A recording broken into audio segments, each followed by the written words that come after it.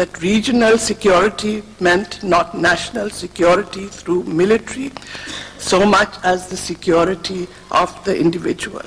Up to the time he died, so early and so untimely, his passion was for peace and for the individual human being as the starting point for achieving it. Bani, Farhan, Tornima, my sincere condolences, and our pledge that we will continue to work to bring his vision to reality, at least in our lifetime. Thank you.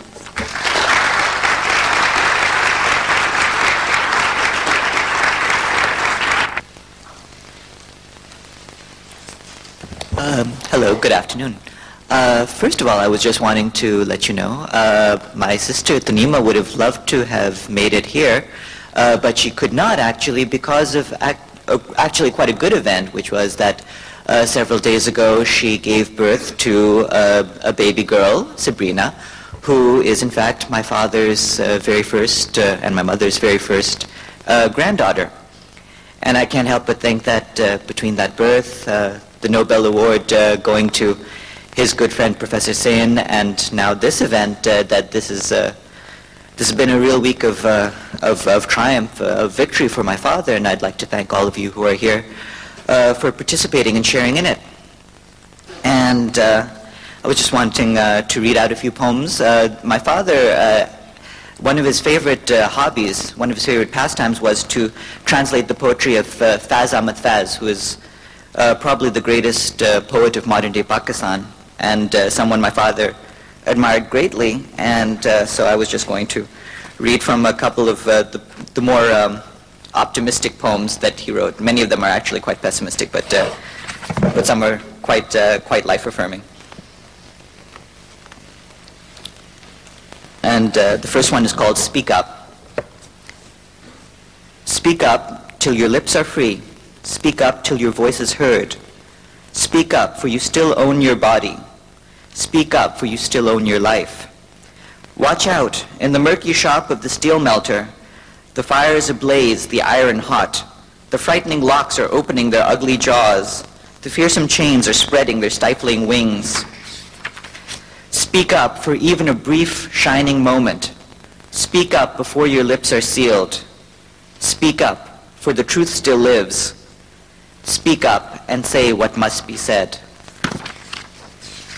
And then the second poem is called, my father gave it the title, Ode to the Liberation of Man. Till strength remains in these hands, till warmth pulsates in this blood, till truth resides in this heart, till life breathes through this frame, we shall teach these helpless chains and silent handcuffs the fierce turbulence of restless trumpets, a turbulence that will put to shame the noisy pageantry of the mighty kings. Our thoughts and our actions are free. Our courage has survived every test. Each moment of ours is a lifetime. Our todays mirror our tomorrows. The days and the nights, the sun and the moon, the stars and the planets, they all belong to us. The quill and the tablet, the drum and the banner, the gold and the diamonds, they all belong to us. For we are the masters of all we survey. We are the captains of this troubled ship. Thanks very much.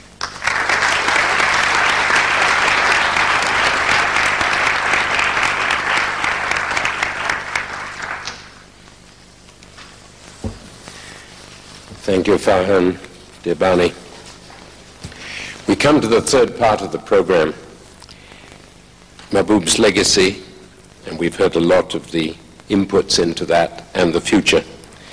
And in a moment we'll have a chance to hear from Bani herself, as well as from Sakiko Fukuda and the Human Development Report Office. I hope we'll all feel as motivated as I am feeling to commit ourselves to build on this wonderful contribution and legacy of Mahbub. Human development and all that he's helped us understand of its meaning provides a frame for all of us within which to act wherever we are. And Mahbub himself did so much to identify many of the priorities required: empowerment, poverty reduction, strengthening human capabilities through education and health for all, gender equality, human security, innovations in global governance, arms reduction, new approaches to international cooperation. I was lucky to be with Mahbub for about 3 weeks of his last 2 months, and to see him apply these priorities to many of the issues of the day.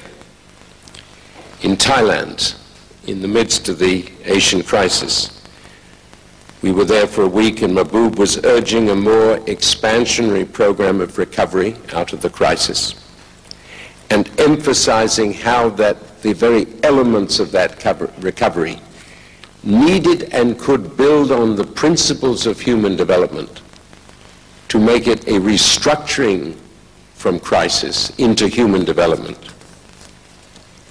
Naitun, the regional bureau chief for Asia, told me this morning that the Thai cabinet has accepted the 5 points of Mahbub's message. A week later in Bellagio, he joined us in a brainstorm on globalization, the theme of next year's Human Development Report. Globalization, he said, is an opportunity, as he had continually stressed. It must be better managed globally and nationally. And again, he urged that the principles of human development be used to guide this management of globalization, to ensure that people benefit everywhere from globalization rather than be crushed or thrown into insecurity. From Bellagio, Mahbub dashed back to Pakistan to plead at the highest levels the case against nuclear testing and to shift from actions of military security to human security, again with the specifics. And then he was with us in New York, helping us to fashion the cover of the latest Human Development Report, telling us that the design we had was far too mild, did not bring out the message. Make the cover, tell the story. And then, with a number of us present, he was with Khadija in Tidewater for a meeting of the North-South Round Table, to which he'd given a great deal of time and leadership over the previous 20 years, and led us in exploring a new framework for development cooperation in the 21st century. In this whirlwind of activities, Mahbub's brilliance, his eloquence, his charm, his friendship were mobilized to rally all who would listen to the cause of human development, as many have said this morning. He demonstrated in full measure in these specifics that boldness of thought, that intellectual courage to speak out, that personal commitment, the qualities so often lacking, so urgently needed. I think it's been clear this morning, though perhaps through the lines rather than expressly said, that Mahbub relied greatly on his friends through his life. In the North-South Round Table, the UN, and the Human Development Report, it was helped by the fact that he had some pretty distinguished friends, and the fact that Amartya Sen has been recognized just yesterday is a wonderful tribute to the wonderful friends and brilliant colleagues that Mahbub assembled around him.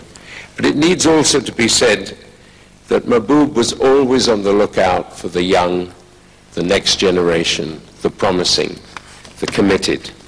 And he encouraged and drew on them. I remember with Bani Mahbub with pride saying all the members of the Human Development Center in Pakistan were under 30, except for Khadija and himself. The challenge to all of us is how can we help carry forward Mahbub's legacy in human development, in our own work, in our own national and our international commitments. There are plans to create a Human Development Fund in the United States. There are plans for one in Pakistan. So there will be opportunities for those who want to contribute financially, perhaps to human development scholarships or to other aspects of the Human Development Center's work in Pakistan. I hope we will. But there are, and this is surely Mahbub's message, endless ways in which, with creative thinking, each of us can contribute to the challenge which human development presents to us personally, to our families, to our communities, and to the great work of this House, the United Nations. And intellectual courage and personal commitment are qualities which all of us can offer and which are desperately needed in a world where there's too little of it. Thank you.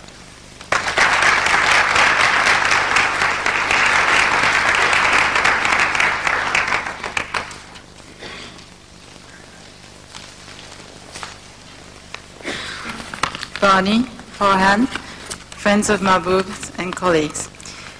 We have a beautifully carved plaque displayed in the conference room of the Uganda House, which has always been the home, the design and production center of the Human Development Reports. And the inscription says, "A vision without a task is but a dream. A task without a vision is drudgery. A vision with a task is but the hope of the world." Our vision is a vision of Mahbub for human development that is a whole movement spreading across the world. He envisioned human development as a school of thought in development thinking, mainstreamed into the